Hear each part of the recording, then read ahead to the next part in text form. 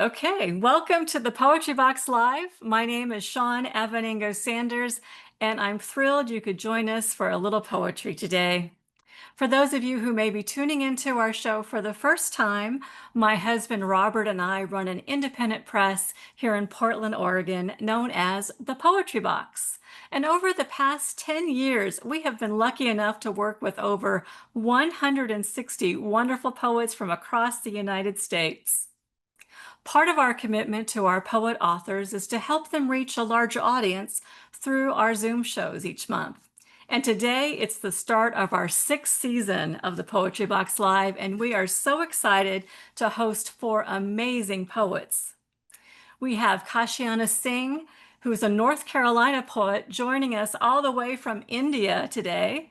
John Miller will be reading to us from here in Portland, Oregon. Mike Schneider is joining us from Pennsylvania, and Margaret Chula is also sharing her poems from here in Oregon. So let's get started with our first featured poet. Kashiana Singh is the author of Dualities of Albireo, which explores the inherent duality of our existence through the lens and metaphor of Albireo, a double star in the Cygnus constellation.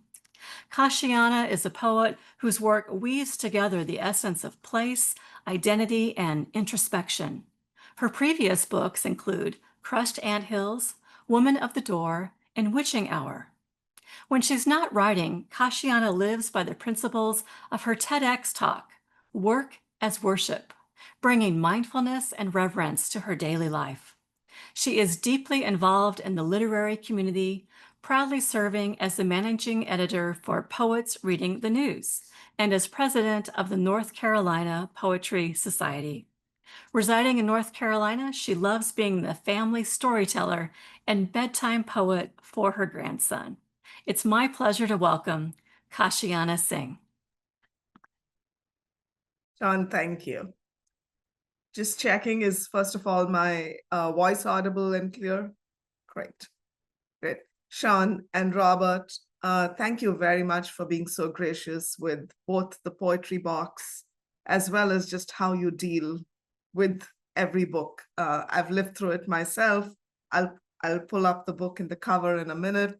Robert, thank you for being patient with my nuances and my asks around the cover. And everybody who's here today, thank you for taking the time out to do a little poetry. The world needs it. Maggie, John, and Mike couldn't be more honored, but to be reading with you. And Shawn, thank you for letting me go first. The Dualities of Albireo. That's the cover of the book. And Robert, as we all know, did a beautiful job in taking my vision, taking the essence of the book and having a very healthy to and fro to get to what meant the most to put this book out of the world. So much gratitude for that, Robert and Shawn. I'll jump right in and start. You already said, for those of, whenever I've read this, the question is what? Albireo? Well, Albireo is a double star in the constellation, in the Cygnus constellation, like Shawn described, and it's known for its striking contrast, the gold and the blue. And it's a metaphor right now in this collection for the binaries and the dualities that are life. And what else is poetry about except that duality? That's where we all poets live, right? That's where we thrive. Those are the questions we like to ask through our poems. I believe poetry is a problem-solving tool, not that it answers the questions, but it allows us to settle in the questions. And that's what you'll hear in my poems. I do want to say also that as I was writing this collection, I was very inspired by the haiku writing. These are not for any haiku purists that are on this call or otherwise. These are not haiku or haibans, but they are absolutely inspired by the spirit of the haiku writing, which is to get to the kernel. And these are short, subtle poems. So as I go read, I'll describe to you. And if you ever choose to purchase the collection, I'd love your feedback on that. I'll start with the first poem, and this is called Binary, to just lean into what we all described as the binaries of life. And this poem is in the Hyben style with a body of text and short poems underneath that. Binary.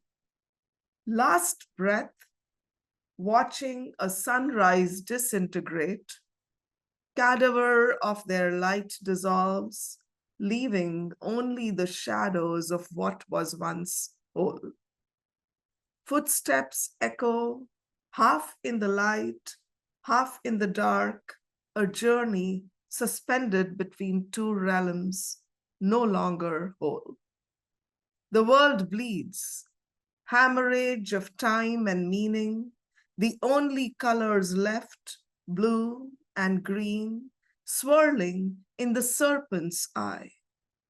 There is no clarity, only endless motion.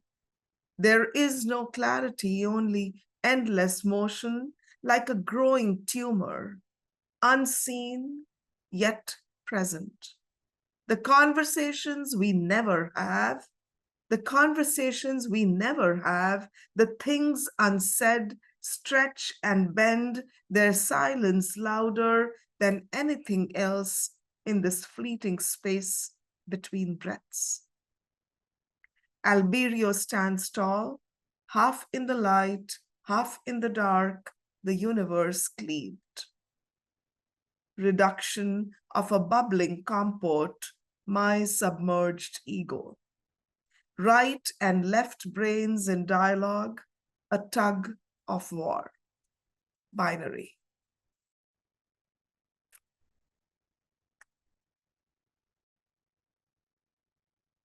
Thank you. The next one is called Shape-Shifting. Rivulets flow across my chest as I watch a baby refusing to latch, her tiny hands grasping for air. The world fades into nautical twilight, a soft blur of light framing your face in my hands now gone. The songbird's wings beat hollow, bones shifting with the wind, caught in a fleeting dance. A slanted sun reflects off the marble, erasing footprints left behind as if nothing ever was. We remain entrenched in our stubborn silence, waiting for shapes to shift and voices to return to spaces where echoes fade. You are gone, still a wilting fern unfurls. You are gone, still a wilting fern unfurls. Breast milk, a new moon's pull for the milk of dawn. Breast milk, a new moon pulls for the milk of dawn. Regal iris, the purple scar on my breast. Regal iris, the purple scar on my breast. And it ends with the rubble of homes gathered on the backs of a dispersed humanity, shape-shifting. Rubble of homes gathered on the backs of a dispersed humanity, shape-shifting.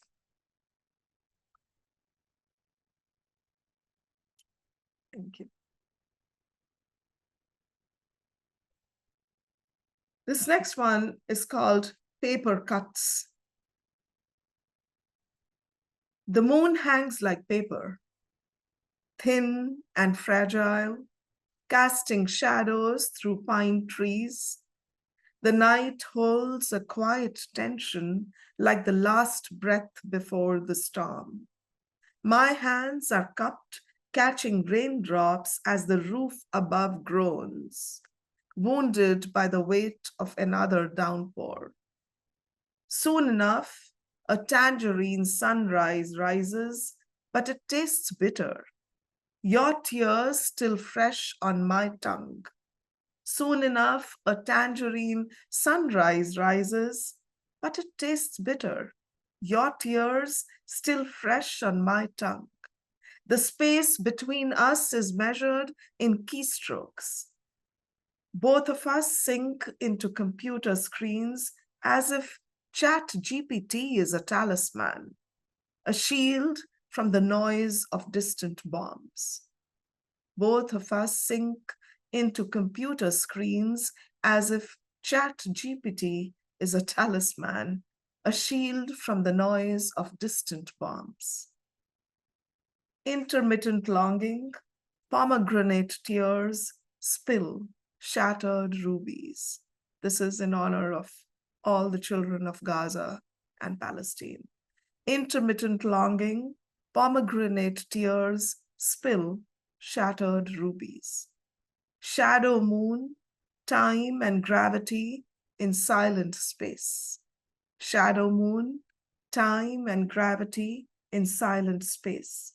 Umbilicus thread, hush between heartbeats expands, then contracts. Thank you. Shape-shifting.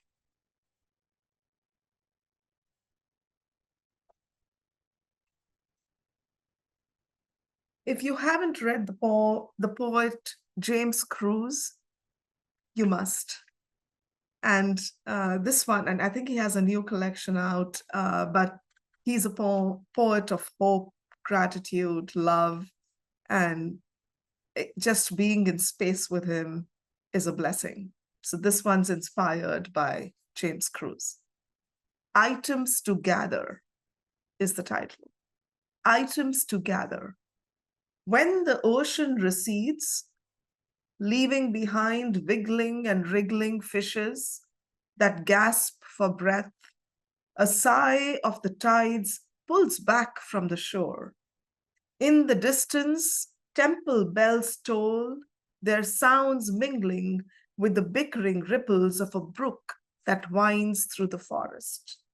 That damp winter air clings to my skin, and your fingers, once cool as water, now claw into mine, pulling me deeper into the smallness of our galaxy. The earth shifts between us.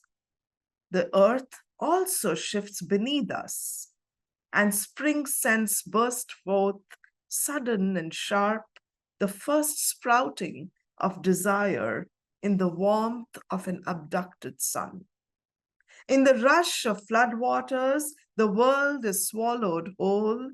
A sudden surge, a wall of water, and we scramble, hands grasping at what remains, fingers brushing against forgotten things.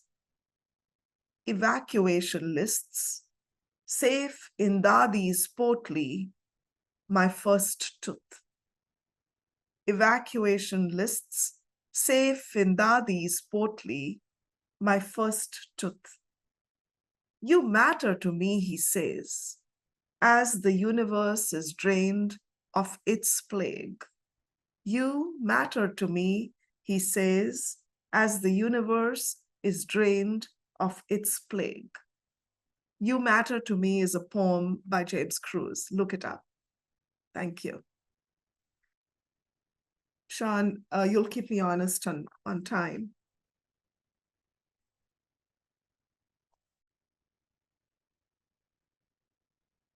This one is called Places in the World.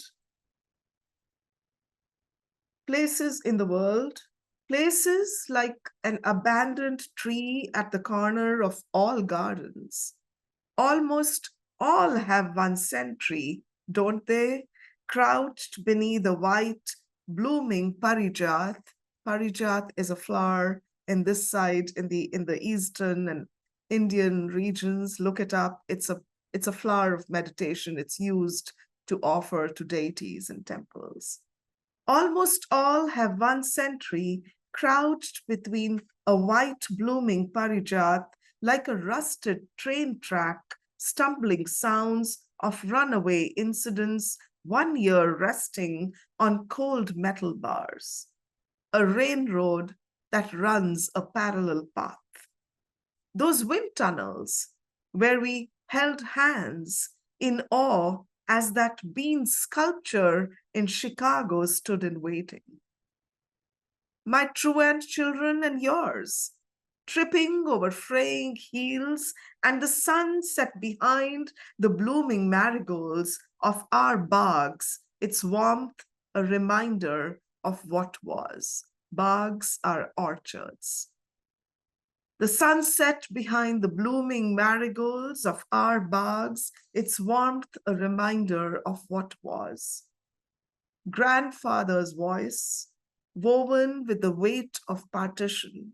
This is in honor of my father, who is a child of the largest displacement so far in history, which is the India and Pakistan partition, which left many, many, many displaced, and the post-traumatic stress, the intergenerational trauma, like many are living through today, continues. Its warmth a reminder of what was. Grandfather's voice, woven with the weight of partition, his hands tracing the borders of stories where closed gates once split families into two. Ink stains pressed deep into blackboards of memory. In every backyard, the scent of burning ghee lingers, while the crumbling walls whisper of elders who passed on, but not before leaving their traces over our skin to be retraced in the afterlife. Those through these gates, behind a patina of doors, a trembling mouth flutters, tangled in unspoken words. All we hold is a threadbare weaving of latitudes and longitudes. All we hold is a threadbare weaving of latitudes and longitudes. Places in the world. Thank you. I'll do one more, and this one is called Emergency Rooms. We've all been in one of those, haven't we? Emergency Room. And it's a collection of a few short haiku-like items. Muted lullabies, rhythmic humming of medical devices. Muted lullabies, rhythmic humming of medical devices. Eyes wide open to loss. Eyes wide open to loss. Temple flame, her shape-shifting condition. Temple flame, her shape-shifting condition. Monotone voices, my unfinished walks in hospital corridors. Monotone voices, my unfinished walks in hospital corridors. A pale sunrise, startled awake by the nurse. A pale sunrise, startled awake by the nurse. Shooting star streaks the sky, last breath. Shooting star streaks the sky, last breath. Hospital room, in rhythm with the clock, my prayer beats.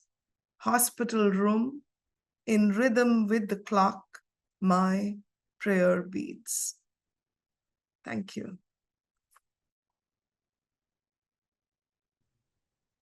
Well, thank you, Kashiana, for sharing those absolutely beautiful poems with us today. And thank you for getting up so early in India to squeeze in the Thank you. show before. I know you have to run to catch a cab Yes. and catch a flight, but Thank you. it was Thank you. Thank you. really a treat to hear you read these today. Thank you so much for sharing. Thank you, Shawn. And I'll be listening to all my co-poets. I'll just be in the car. Thank you. Okay. Safe travels to you, my dear. Take care. Next up, we have John Miller, the author of Andes, where his poems explore the inner travel of the mind and the heart as he faces the grief of his dying mother. John Miller's poetry won recognition in the Oregon Poetry Association's Fall 2023 contest. His chapbook Olympic was published by the Poetry Box in 2022, with other poetry featured at the Elizabeth Jones Art Center Festival of Feelings and at the 2021 Connecticut Poetry Festival. His poems have been published in the anthology Opening the Gate, River Heron Review, Third Wednesday, a Literary and Arts Journal, Tiny Seed Literary Journal, West Trade Review, and others. John is a founder of Portland Ars Poetica, a literary poetry collective whose activities include generative workshops, a book club, and performance events. Born and raised in Brooklyn, New York, he lives in Portland, Oregon since 2012 and has a degree in English from Amherst College. It is my pleasure to welcome John Miller. Thank you very much, Shawn, and thank you to the Poetry Box for this opportunity. Andy's is a very personal book. I was struggling with this week with how to characterize my reading, and I think the best thing I could come up with was that this book is part of the reconciliation I'm making to the life I've led, and the life I'm leading, and the life I have yet to live. The first poem I want to read is toward the back of the book. It's called A Progression, and if you have a copy, it's on page 36. When I moved here, I thought the new city streetlights were broken. In the old city, there wasn't thought or care about the night sky, the disappearance of stars. I thought competition was in the eyes, that life blinked and left, news only surfacing about it later, and that it was always the same, to lament, to be forgotten. Was the new city that different? At first, my eyes attempted the cruel same, but met with darkness, with time, with new curiosity about the night sky, that is to say, the infinite. I devoted myself to looking up, to becoming comfortable with this darkness. And then I got to know you. I met you. And throughout the night, as life would multiply innumerably in my eyes, an inevitable happened. My heart softened. It was 5 years ago that I moved into the house from which I'm reading. It was the year of the wildfires, and it will never kind of leave me, the act of moving in. So this is called At the Beginning. This appears on page 31. It's after a poem by John Hollander. I didn't know anyone could look in, and so I didn't, thinking I could learn what I needed by looking out, until many years had passed. When I felt at the very edge, you spoke out. You said it was an uncommon place, but it was there in me, and it invited me to build my house. I had to make it from earth and posts up. But I let you read me, and we made rooms together, leaving the ceiling open to stars. The night, you explained, was nothing to fear. It's other dirt on which to plant this time what need not house. Instead, a beauty I let surround me. You whispered to let the seeds grow, their stalks could thicken strong and soon. Time passed as barely time, living now at the beginning of the bloom.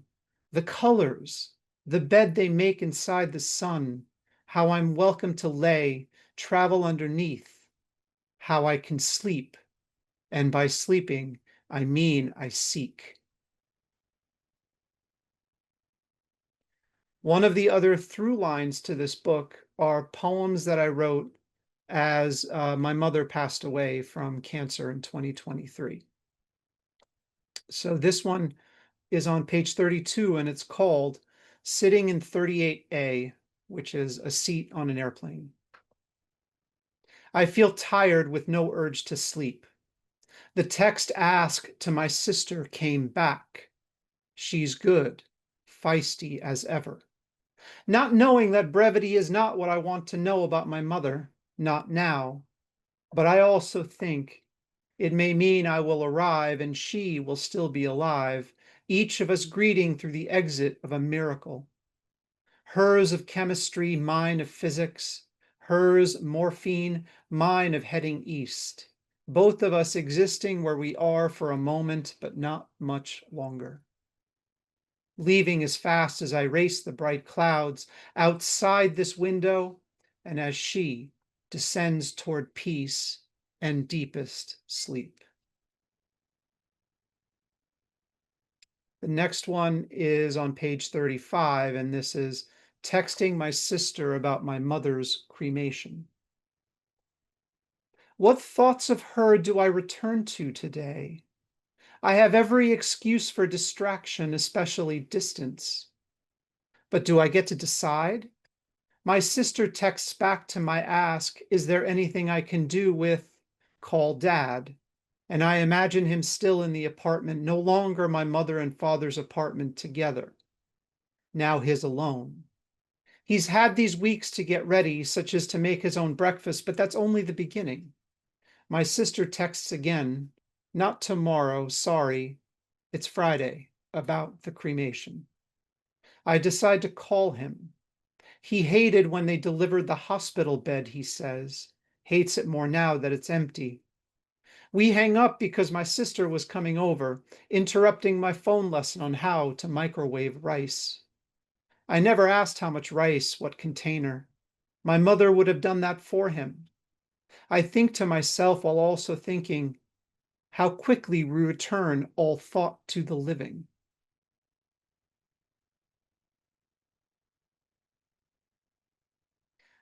The next poem I dedicate to a Saturday. This is on a Saturday. It appears on page 27. It opens with a line from Dolores Hayden. The sky opens in a breath and shuts in a heartbeat. When sleep is a heap and ends behind my eyes, before the fine day to fly, blankets a shapeless layer I don't want to take off even as they slide. The morning weighs short of decoded and floods with light. The trees outside make their play with it.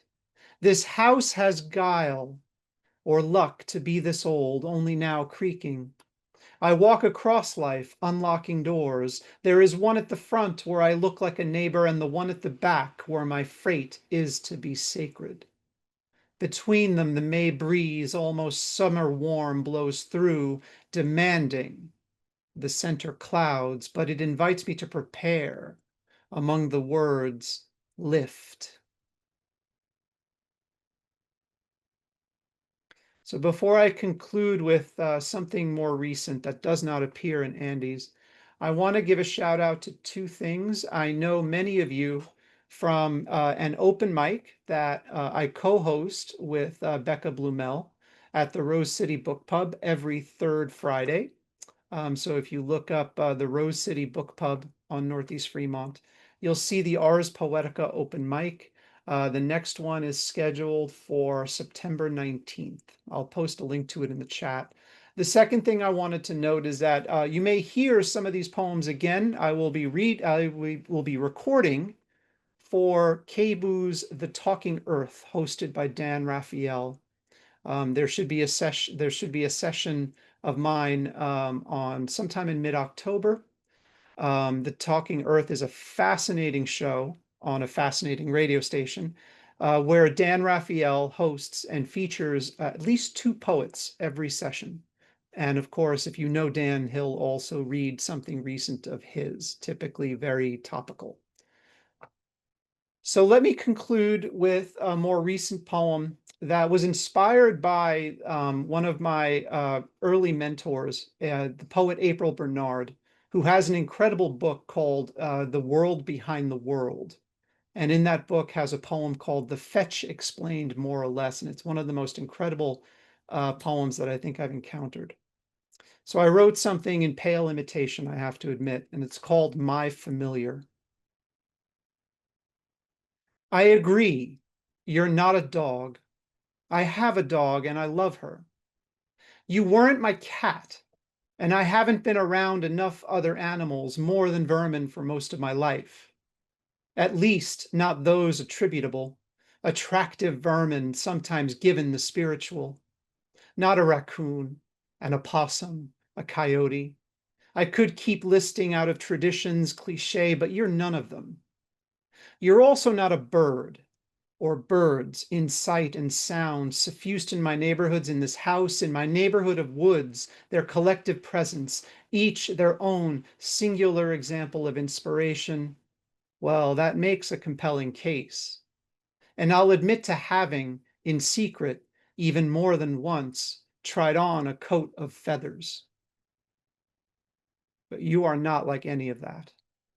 You are this. I am 11. My mother and father arrived to our apartment. They're in tears. My sister and I had been waiting, but they lost you to a stillbirth. 6 months. My father punches the wall with grief. My mother will have to deliver you. The brother I expected would never come home. But you never left me. You've been with me. Because you are death, you gave me your coal-colored eyes and the cold sense of truth. I might choose what I see, but you choose what I feel. Times I look down at my feet and you're the one walking. I'm not, you whisper what I later venture aloud in my voice. I'm not always at ease with you. You are not my guide, not my protector. But I have to trust you. I have felt you around my hands, question my attempts and incompletions, and affirm occasional conclusions, even if never entirely satisfactions, by which you promise you have years yet to teach me. Thank you very much, Shawn, everyone.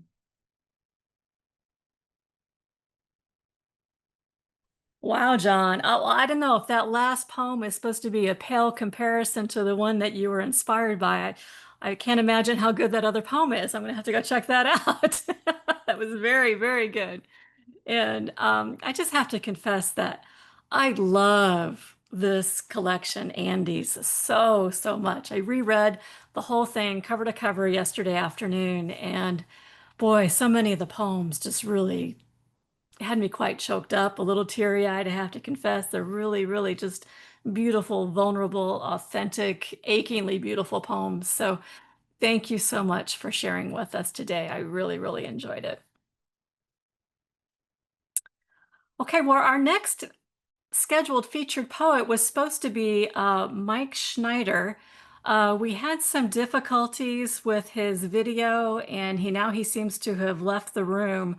So we're going to probably reschedule him for a future show in a few months. So we'll go on to our last featured poet, which is Maggie Chula. She's the author of Clothes to Go Out In, which contains 31 Haibin vignettes weaving together a tapestry of her life.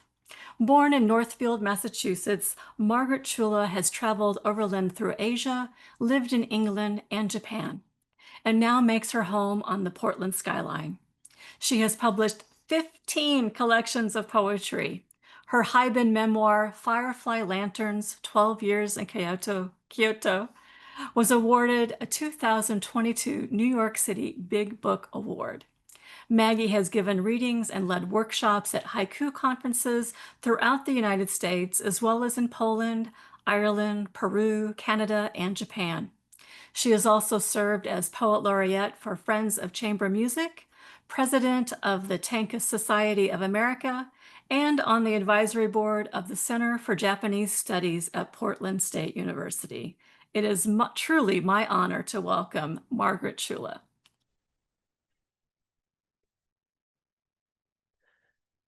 Thank you, Shawn. What a marvelous way to launch our books on Zoom with all our friends from all over the country and actually from India today,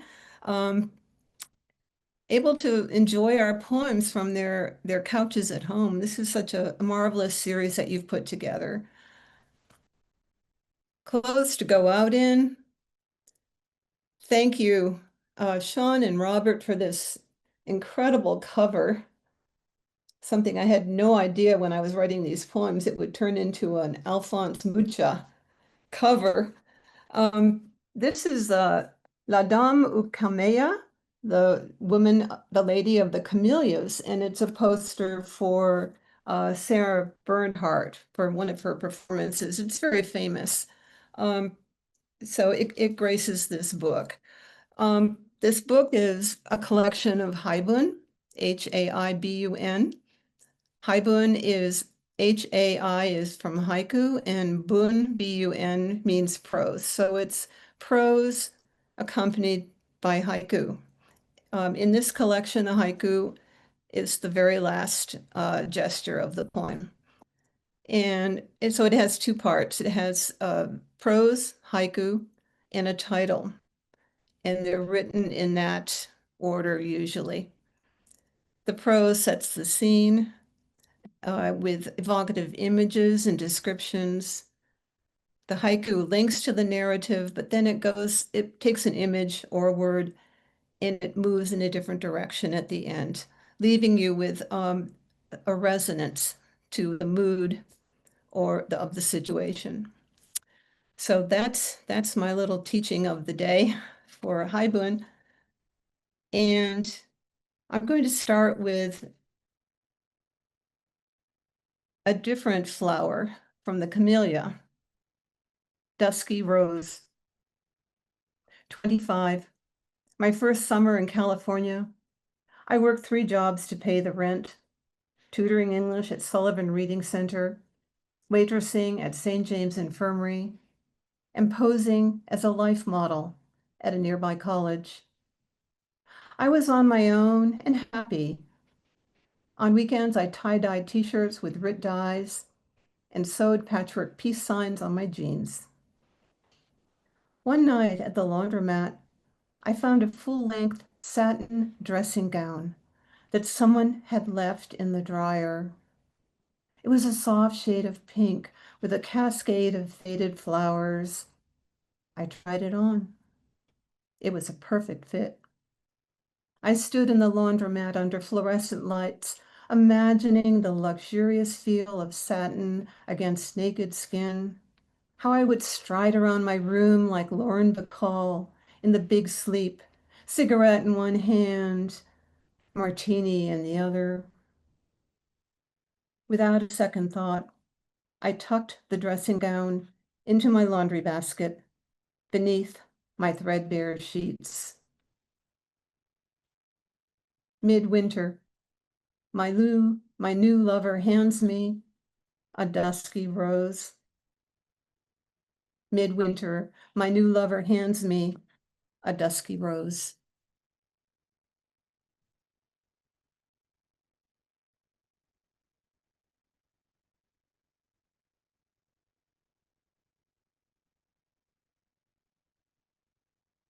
Okay, this takes place in Greenfield, Massachusetts, in the western part of New England, of Massachusetts, and it's called winnowing.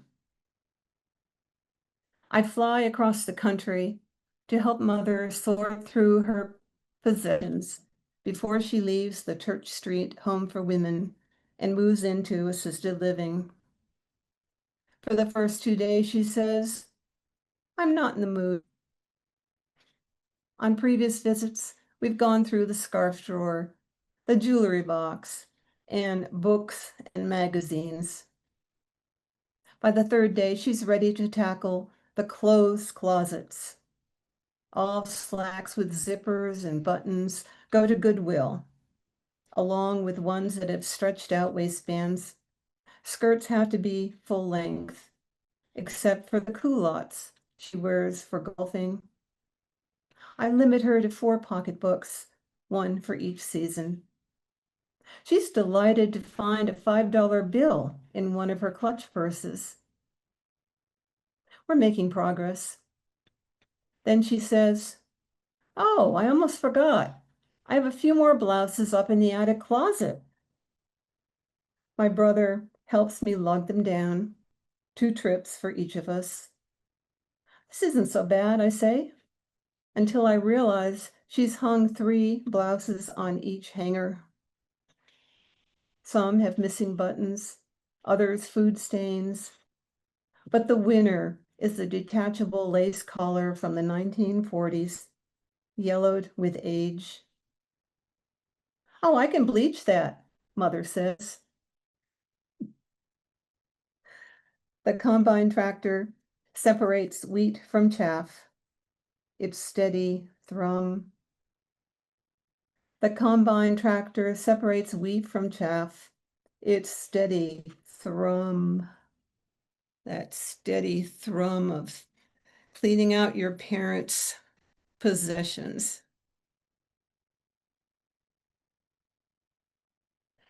The next one is not about clothes. It's rather unusual for a haibun because it's written in the voice of a plant. This one took a long time before it found a place to be published. So I'm really happy to have it published and in this book because it is so unusual. Philodendron. I think we all know that plant. Very easy to keep alive. Philodendrons. My name comes from the Greek, meaning loves trees.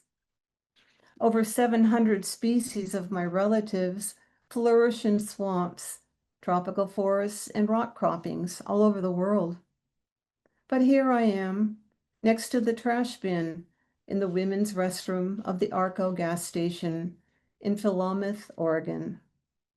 I began my life in a factory where my heart-shaped leaves were sprayed with fire retardant. Then I was shipped in a truck, leaf to leaf, with other rootless plants. I spent my first months on aisle 4 of Home Depot, next to a faux leather love seat. I shouldn't say life because I'm not actually alive, just a fake plant with silk leaves that will never reproduce. My vines will never wrap themselves around jungle trees. Just 2 feet tall, I will not grow any larger. My plastic pot is cracked, my leaves dusty, and the fluorescent lighting makes me look ghoulish. I'm waiting for the day when the Arco manager throws me into the landfill, where I'll have a chance to finally put down roots. Again, she pitches her tent on the sidewalk, dandelions in the crack. Again, she pitches her tent on the sidewalk, dandelions in the crack. That moved quite away from the prose.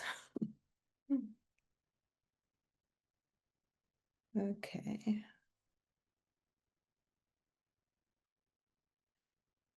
And I'm going to read the title poem. Of course, people, when they see clothes to go out in, it starts with a satin dressing gown. You just assume that it's going to be clothes for different occasions. These clothes are for a different occasion, and you'll see it's quite different from the other poems as well. Clothes to go out in. My father, who cared nothing for clothes, was embalmed at the funeral home and laid out in his coffin, dressed in a dark suit with a light blue shirt and perfectly knotted tie. Still, his second wife was upset. Where are his glasses? He doesn't look right without his glasses. When mother died a decade later, she was wrapped in a white shroud and cremated. No elegant clothes or accessories. Even her rings were gone, removed and laid aside for her granddaughter and me. I wish I had been there to dress her in a cashmere sweater and wool pants, to wrap a matching scarf around her neck and clip on her favorite pearl earrings. At the end, her feet were too swollen for shoes. I would have slipped on a pair of soft slippers so she could go lightly into the next world. How easily the snake sheds its skin, then disappears. How easily the snake sheds its skin, then disappears.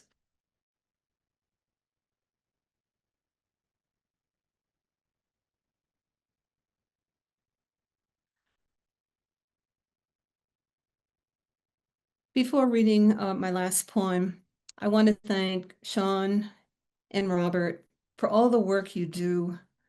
Not only publishing the books, choosing the titles, paying attention to the font of each of these books, but also all the marketing you put into getting our books out into the world. It's just wonderful to have somebody sharing our work without us having to do all of that marketing, which is a big strain on poets for the most part. So thank you again. And John and Kashiana and Mike, I hope to meet you someday, but it's great to get to know you through your poems today. This last poem, I wanted to offer you an uplifting poem. And this takes place in 1969, which is quite a long time ago. And I was an exchange secretary living in Boston, and we did an exchange with London secretaries. So they came to Boston and we went to London for the summer, and we were sent out to various companies in London to do secretarial work. So this was actually my first adventure of my life. I went alone. I was very young, very naive, but also open to whatever happened. And you'll see something pretty serious happens. Encounter 1969. I'm sitting in the back seat of the cheerful red London bus. The faces of my fellow passengers are hidden in the folds of the London Times. I'm 21 and terrified. The bus growls and squeaks. I begin to cry. Sniffles at first, then sobs muffled into shredded tissues. Are you okay? The blonde woman next to me asks. Her features are delicate, her eyes blue like mine, her accent American. My travel agency went out of business, I tell her. The bursar absconded with the funds, they told me. I have no ticket back to Boston, and I don't have enough money to buy another. So I guess I'm stuck here. We disembark at Kensington Church Street, where I share a flat with 4 English girls. She holds my hand as we walk along streets with brightly lit shop windows. I want to stay longer in London, she says.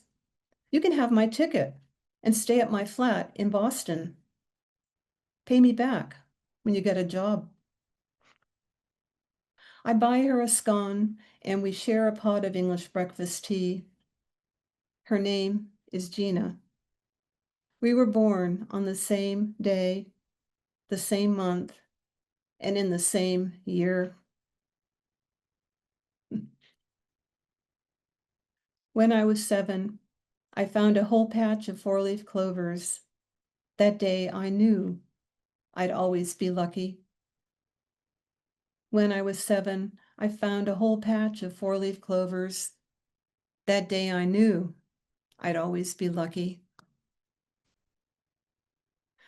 Those were the days where you could just take somebody's ticket and go home. And plus we had the same birth date and the same coloring, so that helped as well. Thank you very much. Oh, thank you, Maggie. What a crazy story. You know, when No you read kidding. poems, you don't always know if you know, it's a made up story. You're just, the speaker is actually going to be the poet, you know, in the poem. And I wonder, God, did this really happen? What a crazy, Yeah. crazy coincidence. What a wonderful story, a start to your life adventure. How fortunate, obviously, and you have been very lucky through life, I think. Um, anyway, but back to your book. I just think this whole collection is just sublime. I love a collection that's made solely of Haibin. I think that's quite a feat in itself. I love how you've brought in the different styles of the Haibin form into this collection and have told so many wonderful stories from the heartfelt to the humorous, and the philodendron, poem, and that gigantic leap that you take at the end and just kind of like shock us with that haiku at the end just is really quite breathtaking. So quite a feat on that. I'm very impressed. And if anybody who's like me, who's really suddenly become a fan of the Hyben form, if you want a primer on how to read a bunch of good ones to learn how to write better ones, Maggie's book is definitely one to pick up. I highly, highly recommend it, not just because I'm the publisher, but because it's really fantastic. So thank you so much for Thank you, sharing Shawn. these beauties with us today. It was really a treat. Well, I want to have everybody give a giant round of applause to all of our readers today. I want to thank our talented poets, Kashiana Singh, John Miller, and Maggie Chula. And I'm really sorry we weren't able to get everything worked out with Mike and his camera, but I promise you we will reschedule him for a future show where we can have time to make sure everything is working on his end a little bit better. Thank you to our audience for supporting our authors and joining us for another edition of the Poetry Box Live. We'll be back for our new show on Saturday, October 11th, when our featured poets will be Linda Skeen, William Frank, Debbie Gilbert, and Shawn Pittard. And for those of you who just happen to be in the Portland area, I hope you can join me along with Poetry Box author Kathy Kane. We'll be the two featured poets tomorrow night at 7 p.m. for the studio series hosted by Leah Stenson at the Ross Island Grocery and Cafe. So hopefully I'll see some of you guys there. To keep up to date on our show, as well as submission opportunities, feel free to subscribe to our newsletter. There's a sign up form at the bottom of each webpage at thepoetrybox.com. Thank you so much for joining us today. I hope you have a fantastic rest of your weekend.